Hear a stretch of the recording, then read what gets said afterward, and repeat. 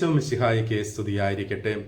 പലപ്പോഴും നമ്മുടെ ജീവിതത്തിൽ നമുക്ക് പ്രതിസന്ധികൾ ഉണ്ടാകുന്നത് പ്രാധാന്യം നൽകേണ്ടതിന് പ്രാധാന്യം നൽകാത്തത് കൊണ്ടും പ്രാധാന്യം അർഹിക്കാത്തവയ്ക്ക് കൂടുതൽ പ്രാധാന്യം നാം കൽപ്പിക്കുന്നത് കൊണ്ടുമാണ്.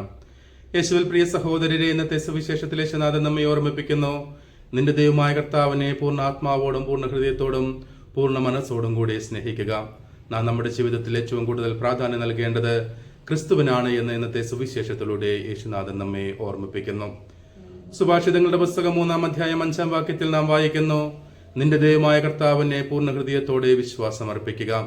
റോമാക്കാർക്കെഴുതിയ ലേഖനം 12:1 പൗലോസ് ശ്ലീഹ പറയുന്നു, നിന്റെ ശരീരത്തെ പരിശുദ്ധവും ദൈവത്തിന് പ്രീതികരവുമായ സജീവ ബലിയായി സമർപ്പിക്കുവിൻ, ഇതാണ് യഥാർത്ഥ ആരാധന. ഈ വചനഭാഗങ്ങൾ നമ്മെ ഓർമ്മിപ്പിക്കുന്നത് നാം നമ്മുടെ ജീവിതത്തിൽ ഏറ്റവും കൂടുതൽ പ്രാധാന്യം നൽകേണ്ടത് ക്രിസ്തുവിനാണ് എന്ന സത്യമാണ്.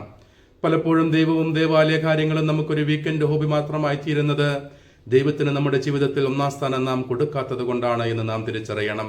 പലപ്പോഴും നമ്മുടെ ജീവിതത്തിൽ ദൈവം ആഗ്രഹിക്കാത്ത രീതിയിൽ നാം ജീവിക്കുന്നതും പ്രവർത്തിക്കുന്നതും തീരുമാനങ്ങൾ എടുക്കുന്നതുമെല്ലാം ദൈവത്തിന് നാം നമ്മുടെ ജീവിതത്തിൽ ഒന്നാം സ്ഥാനം നൽകാത്തത് കൊണ്ടാണ്.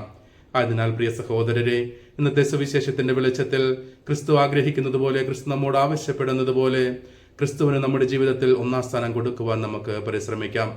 ക്രിസ്തു നമ്മുടെ ജീവിതത്തിന്റെ കേന്ദ്രബിന്ദുവാണെങ്കിൽ നമ്മുടെ ജീവിതം നിയന്ത്രിക്കുന്നത് നാം എല്ലാം മറിച്ച് ക്രിസ്തു ആയിരിക്കും എന്ന ബോധ്യത്തോടുകൂടെ ക്രിസ്തുവിന് ഒന്നാം സ്ഥാനം കൊടുത്തുകൊണ്ട് ജീവിക്കുവാൻ നമുക്ക് പരിശ്രമിക്കാം.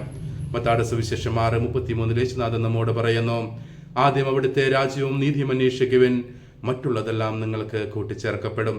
ഈ ഒരു ബോധ്യത്തോടുകൂടി നാം നമ്മുടെ ജീവിതത്തിൽ ക്രിസ്തുവിന് ഒന്നാം സ്ഥാനം കൊടുക്കുകയാണെങ്കിൽ, ക്രിസ്തു നമ്മുടെ ജീവിതത്തിന്റെ കേന്ദ്രബിന്ദുവായി തീരുമ്പോൾ നമ്മുടെ ജീവിതത്തിലെ എല്ലാ പ്രശ്നങ്ങൾക്കും പ്രതിസന്ധികൾക്കും പരിഹാരമുണ്ട്, ഉത്തരമുണ്ട് എന്ന ബോധ്യത്തോടുകൂടെ എത്ര പ്രതിസന്ധിയാണെങ്കിലും എത്ര സഹനങ്ങൾ നേരിടേണ്ടി വന്നാലും ക്രിസ്തുവിന് ഒന്നാം സ്ഥാനം കൊടുത്തുകൊണ്ട് ജീവിക്കുവാൻ നമുക്ക് പരിശ്രമിക്കാം. ദൈവം നമ്മെ എല്ലാവരെയും സമൃദ്ധമായി അനുഗ്രഹിക്കട്ടെ. കർത്താവ് അനുഗ്രഹിക്കുകയും പരിപാലിക്കുകയും ചെയ്യട്ടെ. കർത്താവ് കരുണയായിരിക്കുകയും പ്രസാദിക്കുകയും ചെയ്യട്ടെ. കർത്താവ് കരുണാപൂർവ്വം കടാക്ഷിച്ച് നിങ്ങൾക്ക് സമാധാനം നൽകട്ടെ, ഇപ്പോഴും എപ്പോഴും എന്നേക്കും. ആമേൻ.